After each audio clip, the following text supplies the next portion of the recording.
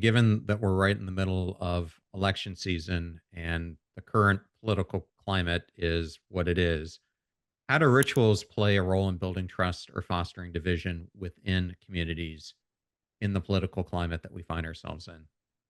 One thing we see in our research is that couples report being closer, as we discussed, when they have rituals. Families that say they have rituals report being more likely to keep getting together as a family. Teams at work that have rituals report seeing more meaning in their work. So we see lots of positive effects of rituals in groups. They can bond us together. They do all sorts of positive things. And in a sense, it's you saying, this is us, this is the way we do things, and it's important to us, and we really value it. Rituals can go wrong, though, when we say not just we do this ritual, it's important to us, we value it, but that it's the right way to do it. And that can happen pretty quickly, actually. So you can go from just this is how we do things to this is how things should be done.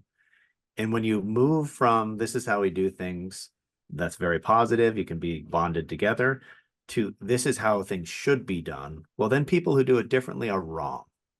We're right and they're wrong. And so the very same ritual that might bring us closer together can drive us further apart from other people who aren't doing it, in our mind, the correct way. And then you get conflict because if you're doing it incorrectly, I need to change the way that you're doing it so that you're doing it correctly. And that can happen when organizations merge and two different cultures come together. And as you said, it can happen at a very broad national level or cultural level where the way those people are doing things is not the correct way to do things.